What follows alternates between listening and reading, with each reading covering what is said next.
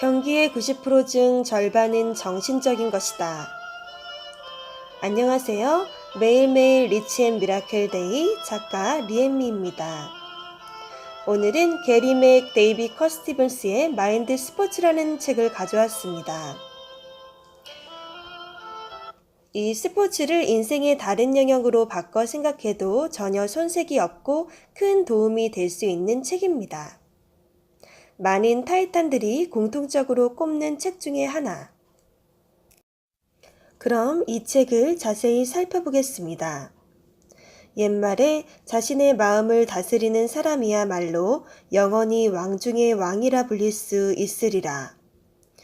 경기의 90% 중 절반은 정신적인 것이다. 요기베라. 육체를 훈련시키는 것과 마찬가지로 정신도 훈련시켜야 한다. 브루스 제너. 골프샷을 망치는 것은 우리 몸보다는 마음이다. 토미 볼트. 마음은 매우 강력한 힘을 가지고 있음에도 대부분의 사람들은 그것을 제대로 활용하지 못한다. 마크 맥카이어. 운동선수의 가장 중요한 부분은 두 어깨 위에 있는 부분이다. 즉 머리, 멘탈이다. 타이콥. 위의 말들을 요약해보면 물론 신체도 중요하지만 최고의 자리에 올라갈수록 승부를 가르는 결정적 요소는 우리의 멘탈이라는 것이다. 획을 그은 운동선수들의 말에 의하면 최강자로 한 단계 더 도약하기 위해서는 바로 정신능력이 중요하다는 것이다. 이 책의 저자는 야구 선수들에게 실험을 해봤다. 경기의 90% 중 절반은 정신적인 것이다라는 요기베라의 말이 정말 맞는 것인지, 각각의 날에 펼친 경기가 얼마만큼이나 나의 신체적 기술과 관련이 있을지, 또 정신적 기술과는 얼마만큼 관련이 있는지 실험을 해봤다. 정신적 기술이 10% 미만인가요? 20% 미만인가요? 30% 미만인가요? 40% 미만인가요? 이렇게 점점 이 질문들의 퍼센테이지가 높아지면서 예스이면 않는 실험. 그 결과 정신적 기술이 50% 미만까지 갔을 때 절반 이상이 아직 서 있었고, 이러한 수많은 실험에서도 비슷한 결과가 나왔다고 한다. 즉, 이 프로 선수들은 멘탈 게임에서 승리하는 것이 경기의 최선과 최악을 구분짓는 절대적인 요소라는 것이다. 멘탈 관리, 마음 공부에 대해 배워보자. 그래서 스포츠 심리학이 발달을 한 것이고, 이 책의 저자도 스포츠 심리학의 전문가라고 할 수 있다. 운동 기능이 높아질수록 한계가 있는 몸의 능력보다는 마음의 능력이 차지하는 중요성이 더 두드러진다. 그래서 최고 수준에 갔을 때는 정신 능력의 차이가 실력의 차이라고 할 수 있을 정도이다. 인간의 육체는 한계가 있지만 정신의 능력은 육체에 비해 굉장히 무한의 세계이다. 그래서 우리는 멘탈 관리를 해야 하는 것이다. 자, 그럼 멘탈 관리는 어떻게 해야 할까? 바로 시뮬레이션, 머릿속 상상 훈련을 하는 것이다. 첫 번째, 편안한 자세를 취한다. 앉거나 두 눈을 감아도 좋다. 두 번째, 긍정적인 면과 부정적인 면, 최고의 순간과 최악의 순간을 떠올린다. 먼저 긍정적인 면을 떠올린다. 가장 잘 풀리는 날, 운동선수를 치면 공을 최고로 잘 친 날, 그 장면, 관중들의 소리, 공을 던지는 손끝의 느낌까지 구체적으로 떠올릴수록 좋다. 최고의 날이기 때문에 모든 상황은 다 나에게 유리하다. 리듬을 아주 잘 타고 있고 두려움, 불안감, 의심은 없다. 그때 어떠한 동작을 취했는지를 최대한 생생하게 머릿속으로 시각화한다. 그 다음은 부정적인 면도 떠올린다.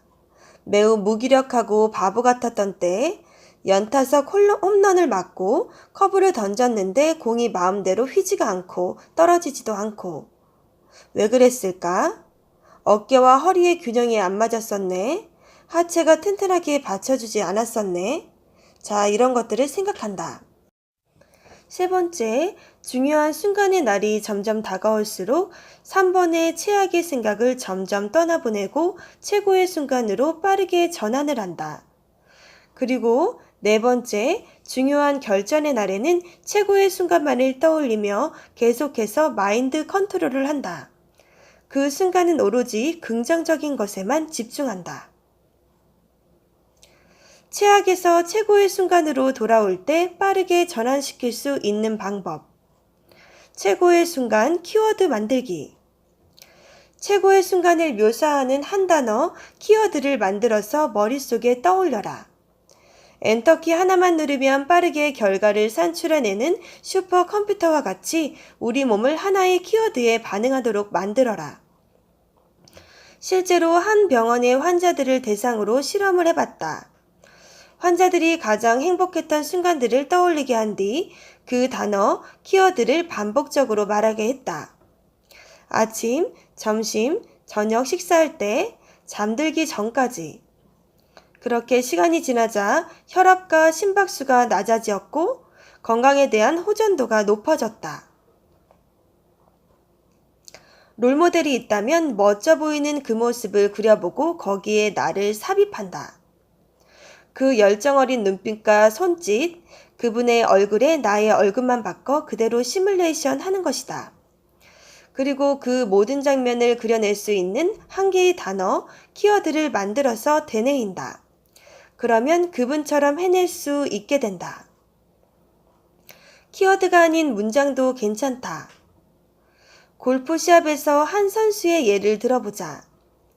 연못과 홀이 가까이 있는데 마인드 컨트롤로 최상의 순간을 떠올린다. 물속에 빠뜨리지 말자. 물속에 빠뜨리지 말자. 이렇게 계속 외치면서 샷을 하려고 했을 때 그 결과는 어떻게 됐을까? 우리의 생각과 이미지는 그 말과 문장과 키워드를 따라간다.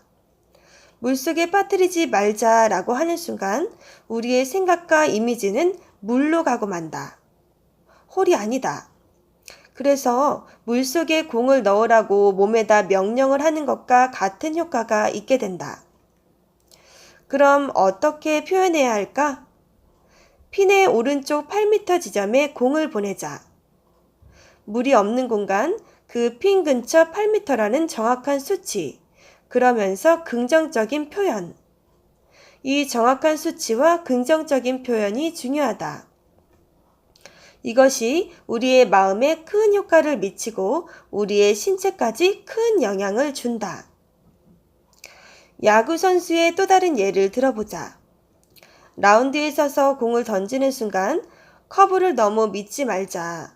이 타자를 포볼로 보내서는 안 된다. 심판은 내게 호의적이지 않을 것이다. 오해를 넘기지 못하면 더 이상 선발 명단에서 내 이름이 제외될 것이다. 그 중요한 순간에서 이런 부정적인 생각들이 계속해서 진행된다면 과연 성공할 수 있을까? 실제로 이런 선수들은 대부분 슬럼프에 빠진다고 한다. 최상의 그 순간을 떠올려봐라. 훌륭한 스포츠 심리 상담가들은 이렇게 말을 한다. 당신의 핵심 요인을 말해보세요. 최상의 순간은 언제였는지. 그때 어땠나요? 운동선수는 말한다. 강속구로 스트라이크를 만들었죠. 어떻게 그렇게 했나요? 균형을 잘 잡았고 어깨를 뒤로 유지했고 그리고 공을 끝까지 뿌렸습니다. 자, 좋습니다. 5위로 다음 경기에서 다시 선발로 나설 때 이 세 가지만 생각하세요. 균형을 잡고 어깨를 뒤로 유지하고 공을 끝까지 뿌리는 것. 그리고 실제로 극적인 결과가 나타났다. 심지어 완봉승 1회부터 9회까지 다 혼자 던져서 승리를 쟁취한 것이다. 마인드 훈련에 있어서 꼭 기억해야 할 점은 어떤 방식으로 생각할지 스스로 선택할 수 있는 것이다. 이것이 마인드 훈련 기능이다. 평소의 훈련 순서. 시간이 충분히 남았을 때는 최선과 최악, 강점과 약점, 모든 것들을 폭넓게 생각한다. 그리고 이 결정적인 순간이 다가올수록 최선의 경우만 생각하고 집중한다. 이제 두 저자의 결론이다. 자기 마음을 이용하는 법을 배우세요. 그렇지 않으면 자기 마음이 나를 이용하게 됩니다. 행동은 생각과 이미지를 따릅니다.